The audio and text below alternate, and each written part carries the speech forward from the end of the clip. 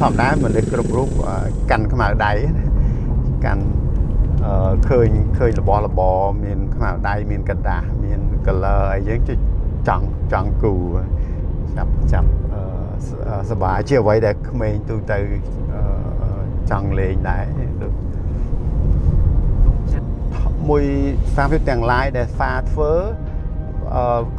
គឺរួមចំណែកយ៉ាងច្រើននៅក្នុងការកាត់បន្ថយភាពតានតឹងផ្លូវចិត្ត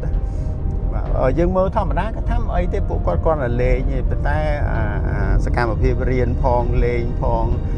សប្បាយហ្នឹងវាជួយខ្លាំងមែនទែនដើម្បីឲ្យពួកគាត់អាចមានគេហៅមានស្ថិរភាពផ្លូវចិត្តមានសៀកមានតន្ត្រីមានអានសភៅមានគូគំនូអីចឹងយើងធ្វើទាំង lain ហ្នឹងវារួមចំណែកធំមែនតើសម្រាប់ជួយឲ្យក្មេងអាចសម្របខ្លួនរស់នៅក្នុងស្ថានភាពលំបាកហ្នឹងបានសម័យមើលគាត់រស់នៅក្នុងតង់ក្តៅអត់មានផ្ទះសម្បែងអីដែលត្រឹមត្រូវដូចផ្ទះគាត់អញ្ចឹងហើយមានតែហើយបើសិនជាអត់មានមនុស្សគ្រប់គ្នាអត់មានអ្នកណាទៅបង្កើតសកម្មភាពទៅអីអញ្ចឹងពួកគាត់មានអីធ្វើដើរចុះដើរឡើងនៅក្នុងទៅមានរឿងច្រើនដែលតាមរយៈសកម្មភាពដែលយើងទៅនឹងគឺកាត់បន្ថយទី1យើងអាចកាត់បន្ថយទំនាស់នៅក្នុងក្រុមគ្រួសារដូចជាអំពើហិង្សាក្នុងគ្រួសារការជេរការវាយកាត់បន្ថយឱកាសដែលក្មេងស្រីយើងមើលឃើញក្មេងស្រីដែលពេញវ័យពួកគាត់ក៏មកចូលរួមច្រើនដែរអញ្ចឹងដូចជាការកេងប្រវ័ញ្ច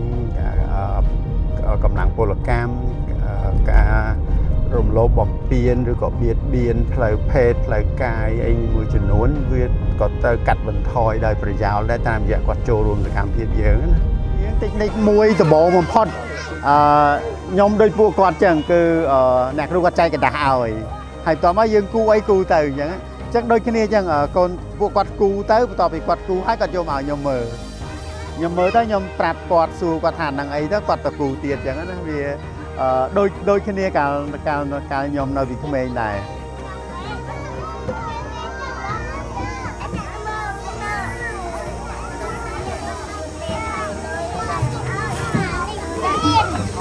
Hãy subscribe cho kênh Ghiền Mì Gõ để không bỏ lỡ